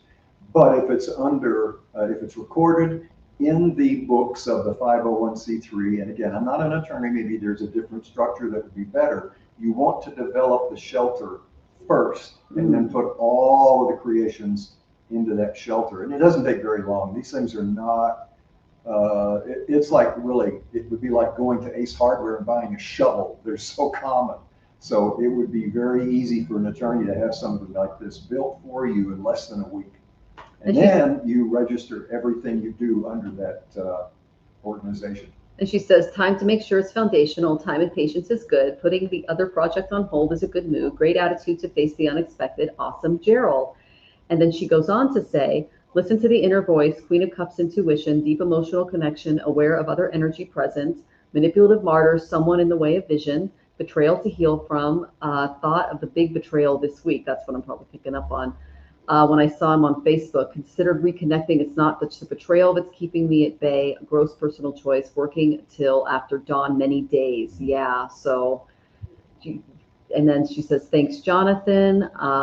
So something rather than an LLC or whatever, I put intellectual property. Good. Okay, so. Excellent. Okay. Susan's a note taker, Gerald. There you go. Oh my goodness. Okay. Well, we hope that was helpful, my dear. Thank you for coming in. And I haven't really been in contact with a lot of you guys this week because Mexico's been undergoing blackouts. Like we didn't have electricity for hours and hours and days and days. It was very interesting. Like we're talking citywide blackouts. It was really interesting, but it was safe. And everyone was just kind of like, we're walking in the dark and just kind of waving at each other. So wow. Yeah, I know. And then Susan says, so grateful. We're grateful for you too. And then Judith says, I also worked for a law firm for over 6 years. I'm not a lawyer, but I'm in Canada. Oh, very cool. Okay. Lovely to see you, Divine Goddess. Okay. So let's go in order here. I'm just going to make sure we got everybody. Oh, Rhoda is here. Divine timing. You are next. She tipped. Okay. Rhoda says, I'm feeling a lot of guilt this week behind a situation with me and my children. Could I get some insight on what to expect? Okay, you got it.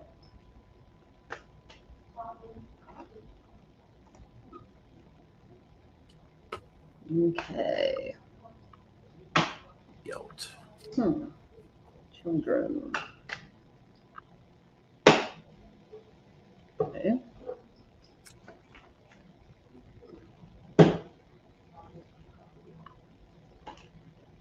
Oh.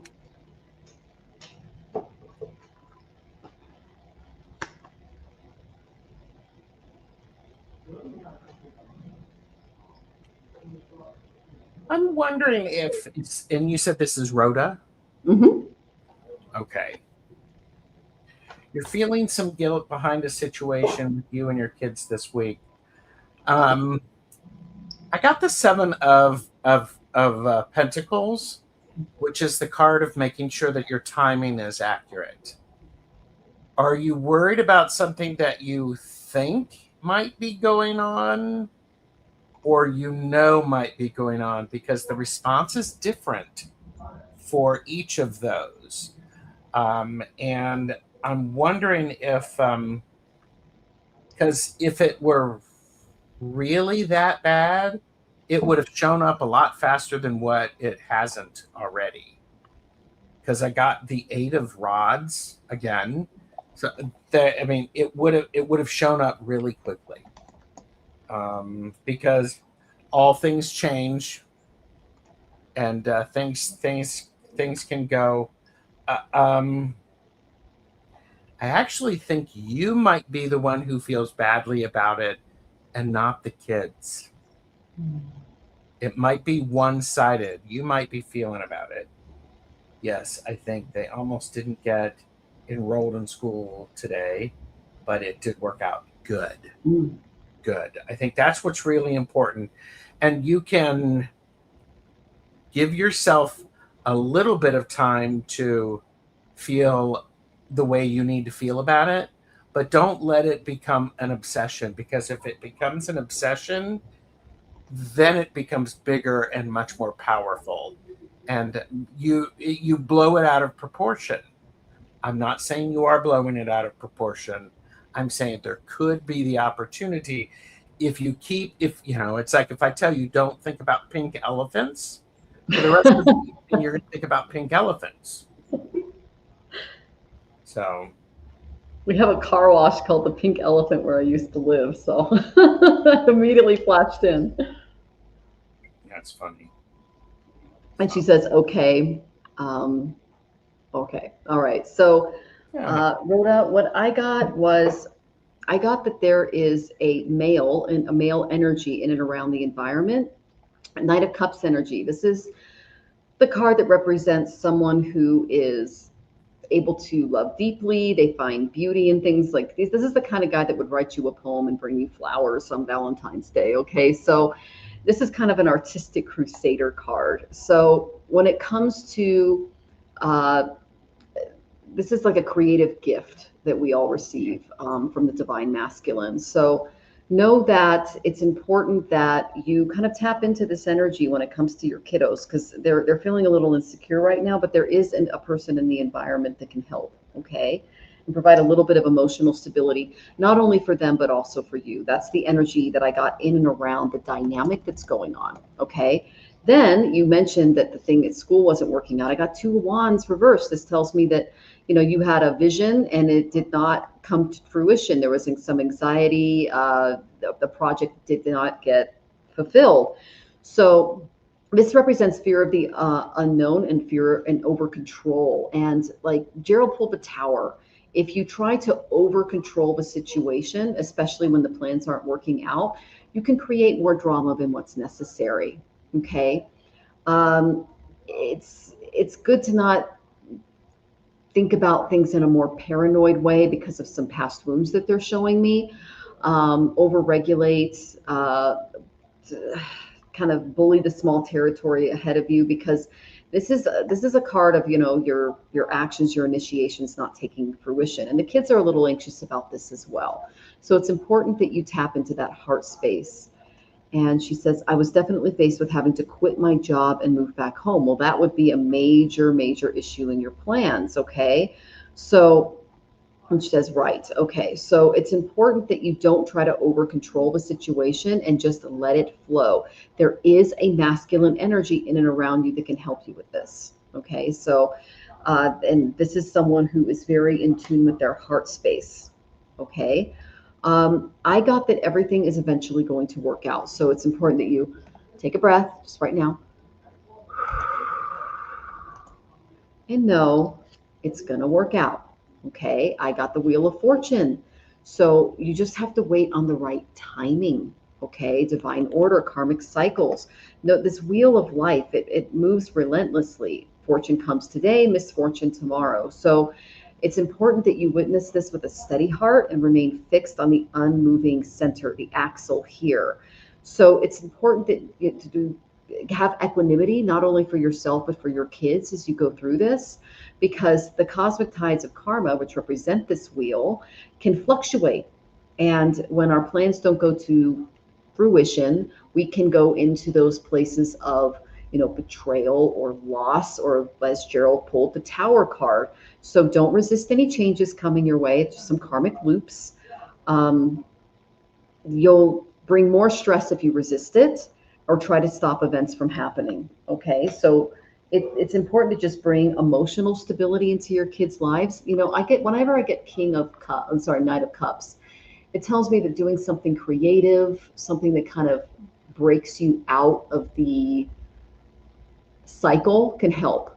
One of the things I used to do when I babysat was, if you look at like light fixtures, I used to create little pieces of paper, and then the kids would like create an artwork around it, and we just take some tape and then put it around a light fixture so they could have like little pieces of art around the home that didn't cause any damage, things like that. Or I would do like a little poetry unit with them. And I was a teacher, so we would sit down and we would write poems and then maybe draw a picture and then put it on the fridge, and then they can look at it and reflect on it over the week. Something that is emotionally cathartic and artistic might be something that you can introduce this week, is what they're showing me, to kind of get the kids out of that rut. Okay. And I love that. Great. Okay. So I'm glad that was helpful, and we're sending you and your kiddos lots of love. Okay. Judith, are you here? Angelila, are you here? And Divine Goddess, are you here? You are our last 3 questions. Please check in. Woohoo. Woohoo. This is a good opportunity for everyone to make sure that they are subscribed to all of our channels. Yes. So please do that. Links are in the description. And schedule a reading if you want something more in depth. Okay. Both of our contacts and our Calendly calendars are in there. Yep. Okay. Divine Goddess, are you here? Angelila, are you here? Please check in. Judith, are you here? Please check in.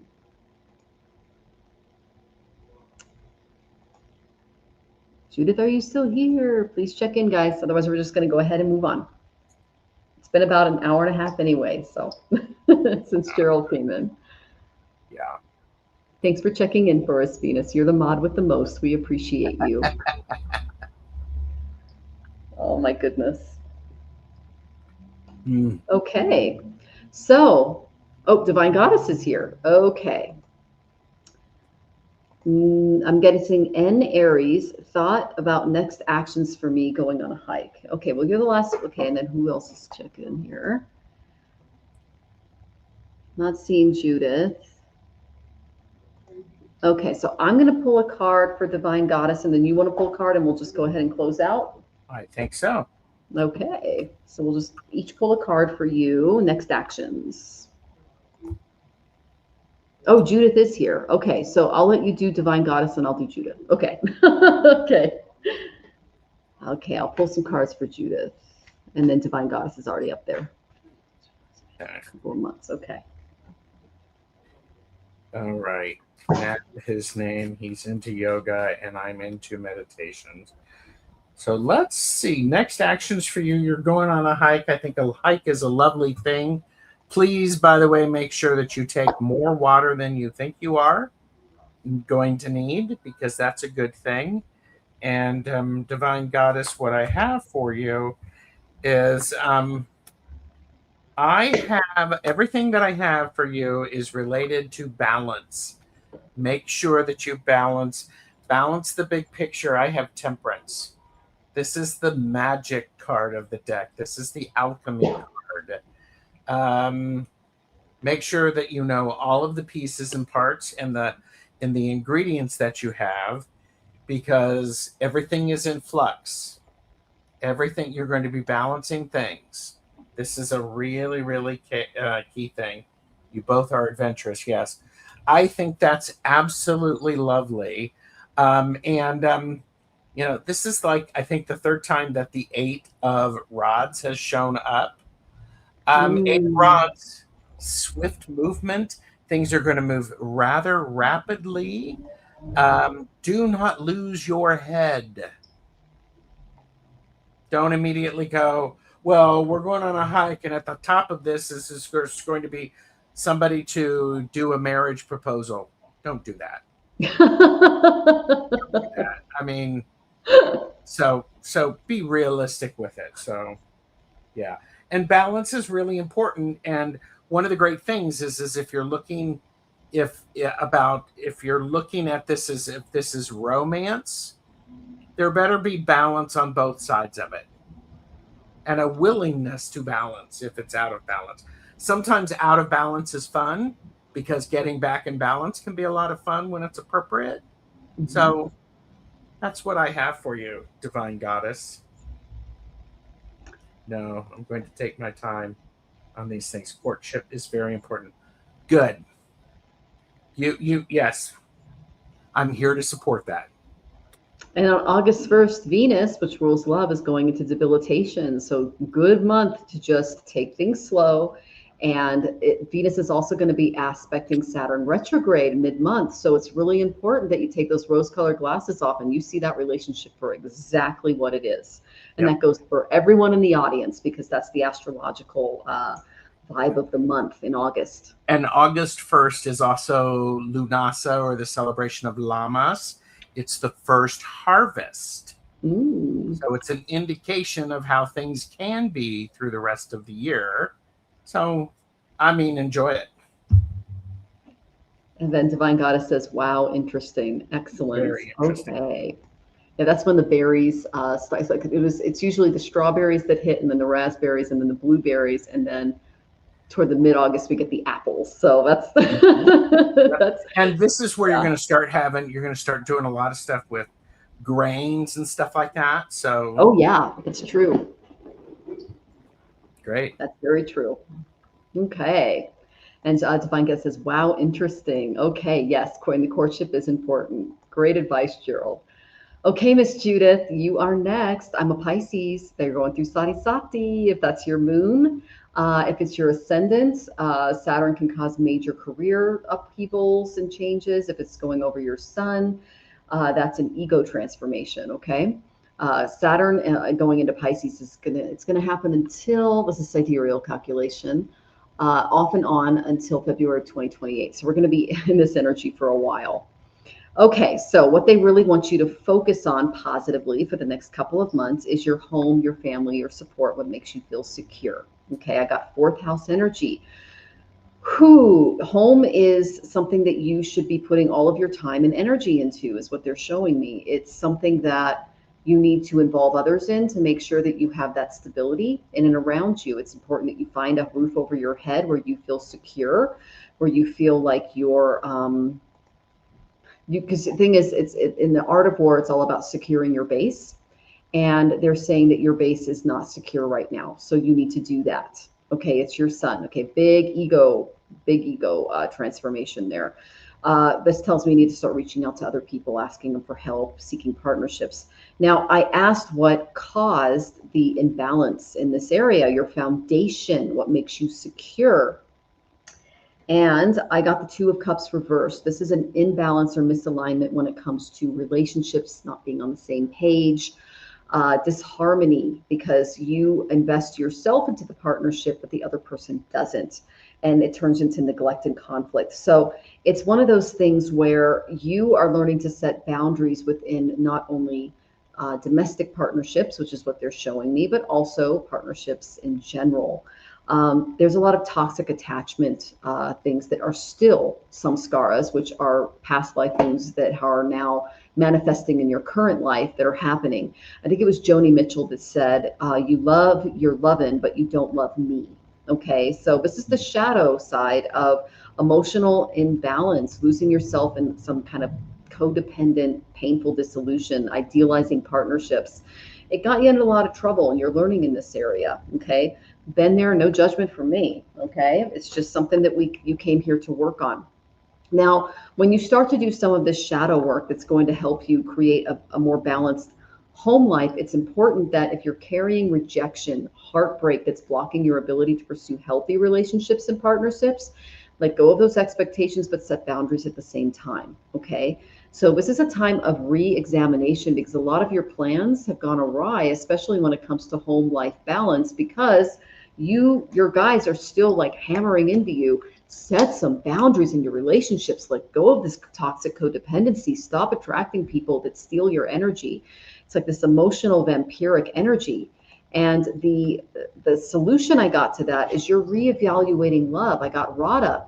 Radha's love. She's the opposite of Krishna. She's his divine partner. It transcended form, time. There's no possession here. That's one thing I love about Jonathan and he loves about me is we're not possessive in love. We're best friends. We're partners. We love each other. And he goes, at the very beginning of our relationship, we talked about hurts and things that we've gone through. And I just said, if someone doesn't want to be in a relationship with me, I just leave and say, hey, go pursue what you want. And he's the same way. We don't carry grudges. We just move forward and we don't see people as possessions. We don't put expectations forward. We just go, do you want to be my partner or not? That's Radha love. It's not based on possession or expectations or codependency. It's liberated rather than bound in something. Okay. So they're asking you to start developing pure heartfelt connections, especially with that Two of Cups reverse that I got, because love should flow without fear. So there's some deep emotional bonding that could be coming your way and spiritual partnership that can be coming your way. But if you don't do the emotional healing and you set those appropriate boundaries or do those heart-centered practices, you can reject this type of union. So know that when love is expressed freely, it becomes divine. And that's what's caused a lot of the issues in your stability. Okay. I have unemployed right now and have reached out for funds, but I feel positive. Okay.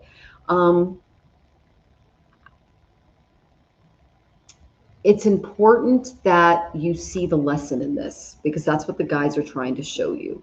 I picked up on a little bit of this last week. They're showing me last week's readings. I tend to forget them. I think I pulled similar cards. So you'll want to go back to that show and look at that reading too, because I was in the zone. But what they're saying is they're trying to reverse a really negative karmic samskara. That's a wound, a scar that you're carrying from birth to birth that needs to be eradicated. And the best way to do that is hit it with a laser, go deep. And that's what's going to bring you more stability in the future. Okay. And Divine Goddess says, gorgeous oracle, looks like a goddess. Yes, that is a goddess. Radha is the, it's Radha and Krishna. It's a very beautiful, beautiful love connection there. She is a goddess. So she represents God, the female manifestation of goddess Lakshmi. So, and then Jean says, it's a choice to wake up and love someone every day in a relationship. It is. And, like I said, in sickness and in health, in poverty and in wealth, Jonathan and I've been through it all. And we don't put unreal expectations on each other, but I do tell him. And the only time I ever threatened to leave was when I said to him, I'm going to Mexico because of these 3 reasons. I'm going to lose my medical, which I did. It's not a safe place for me to be anymore, and it's too expensive. And I actually found a lifeline here in Mexico and abroad. And I told him, you are welcome to live your life and do what you want. This is before his diagnosis. And he eventually followed. But I told him, look, as your teammate, I'm going to be down and you're going to be fine because of this new big, beautiful bill that's coming out in Congress. And he chose to follow. And he don't regret it. No. He actually appreciates it. So, I mean, but yeah, so what would you recommend? Anything you want to add? Or are you good? Listen to your heart, but also listen to your intellect. You have to balance this, because sometimes you think it's one talking, it's the other. And sometimes your emotions can just run out of control, or at least mine can. So it's good to not make any decision without thinking and talking about it. And there's nothing wrong with a good hard slap in the face occasionally. And Judith says she's not in a relationship. They want you to refocus the way that you view relationships, Judith, because that's what is going on there. And she wonders if you're American. Am I American? Yeah. 100% made in America. Yeah. Okay. Oh my goodness. All right. So, but we're not in that country anymore. We're now expats. So, and we actually had a show called The Boomer Mill. We're going to pick it up again when we have more time. But if you want to know why we left America or the United States, the whole story's there. So, there you go. Okay. Well, yeah. So that's everything. We did it, Gerald. Is there anything you'd like to announce? Anything exciting coming your way on the show? I would. One of the things that I did 2 weeks ago, I posted a series on my channel. It's called a Tarotstache sampler. If you're not familiar with me, there is a playlist, but I created 7 videos introducing different aspects of my channel. I do more than just readings. I have conversations. I'm creative. I talk about grounding. I talk about AI. And I talk about discernment and the importance of that. I think some people might enjoy that because it gives people a chance of, here's a sample, here's another taste, but then here's a full playlist on it if you're curious. So I encourage people to give that a try. And I've watched them. They are excellent. And you have these little nuggets of knowledge that you can take into the week and apply to your own life, which we really appreciate. Oh, yeah. So definitely check that out. Again, if you weren't with us toward the beginning of the show, I just gave August Astrology. I will be preparing you guys for the eclipses next month. They're big ones. It's hitting Jonathan and I again. We're really looking forward to this being over. So, my gosh, the drama. But this is the last one on my moon, so I'm really looking forward to that. But then it hits my sun, my Mercury, and then his Mars. And so we're just looking at each other going, we've got this. So we've been through eclipses before. I've got lots of remedial measures that I'm going to be putting out. And you're always welcome to schedule a reading with me or with Gerald for more insights into the month of August, because it's going to be a dramatic one. Again, pay attention after that solar eclipse, because it's going to reveal some secrets regarding our financial sector, especially in the United States. Last time we went through this was 2008. So just pay attention, because it is going to come to fruition. And that's the best advice I can give you. And Venus is reminding everyone, subscribe to Gerald. She's got his link right there in the chat. So please do that. And then, yes, Judith, you have been single. I get that. They're trying to open the relationship access for that, because they might be setting up a mirror for you, someone to really show you what love versus what possession looks like, that can balance out your soul. Okay, that's what I picked up on. It was pretty intense.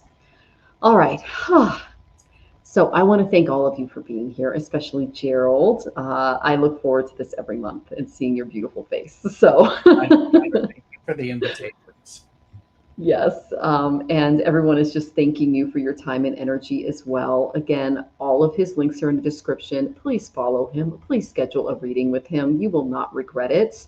And I'm just sending you all tons of love and light as we move into August. And stay tuned. I'm going to be here next week. Maybe Jane will be visiting us. She just got back from her trip, but I'm going to check in on her to make sure she's well rested. So you're so welcome, Exogene, and they're all talking about relationships in the chat. Oh my goodness. Well, I'm glad we gave you guys some stuff to think about. If you need more things to think about, definitely check out Gerald's samplers. So we're sending you all love and light as you move into August. And thank you for the happy birthday wishes. I appreciate you all. Much love. Om Shanti, Om Peace, Om Love.